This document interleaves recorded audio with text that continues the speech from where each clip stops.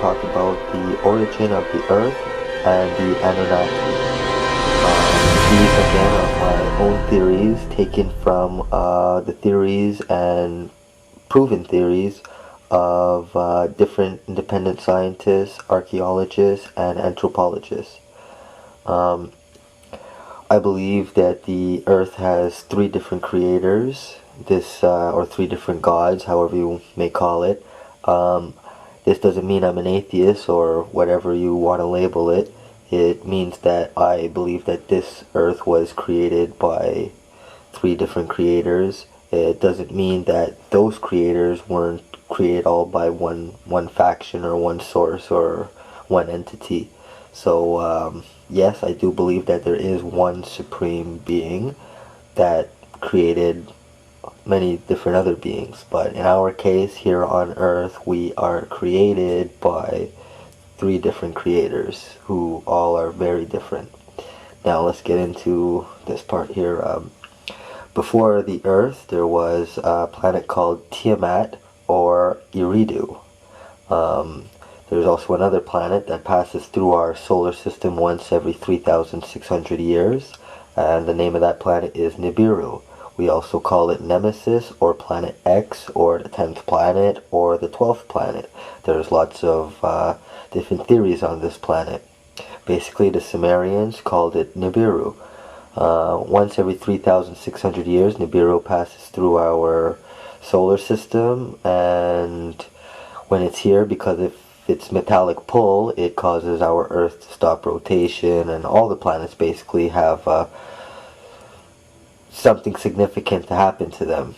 Okay, so back then, what had happened before the Earth even existed, this planet Nibiru came through our solar system and crashed into Tiamat or Eridu, whatever you wish to call it. It split Tiamat or Eridu in half. Half of it became the asteroid belt. The other half flew where we are today, and that was the Big Bang, and that resulted in our Earth. Again, most scientists won't talk about it, but I believe that there was a water base here, a buildup of humidity that became like a water-like planet that also collided in with the remains of Tiamat or Eridu, and this is how over years and years and years our planet transformed into somewhat what it is right now.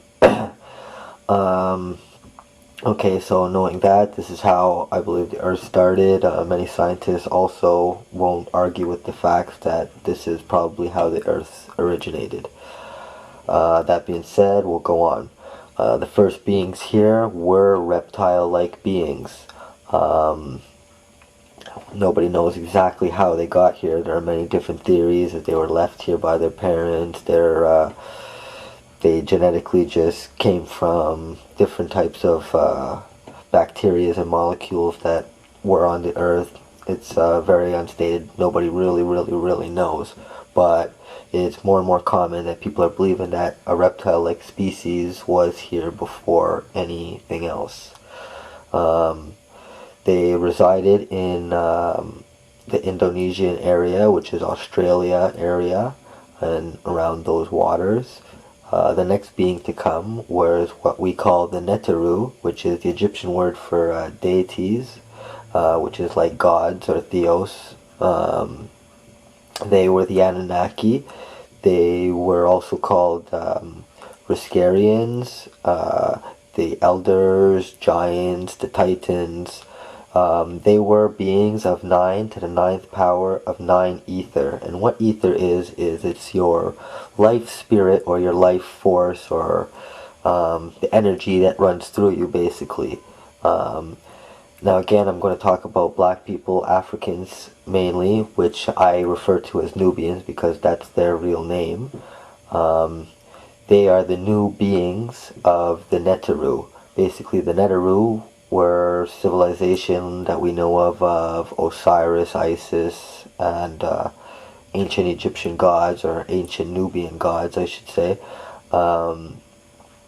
They they were a green colored skin or olive tone colored skin, and they had kinky hair as an African or Nubian person would have of today. We know this because there are recordings of the earliest civilized beings on the planet where were the woolly-haired beings, kinky-haired beings, Africans, Nubians, however you wish to call the beings, but they were here first. Now, everyone asks me or wants to know like how I connect that first the green beings were here and then they changed to brown. Well, scientists have already proven that there is a pigmentation cell inside of us called melanin. Most scientists don't bring it up and we don't learn about it in schools, but it does exist and we can get information on it. Melanin is basically a pigment cell that changes our skin color. The more melanin you have, the darker you're going to be. The less melanin you have, the more lighter you're going to be. So black people have a high abundance of melanin, white people have a low abundance of melanin. Now, again, I'm going to say something that not many people say or they consider racist, but this is not a racist remark. Again, I'm an anthropologist. I'm trying to figure out the truth, and this is the truth. Nubian beings are a different creation than Hindu or white people. We can tell this because of their hair. The hair is 9 to the 9 power ether, where everyone else has a different type of ether.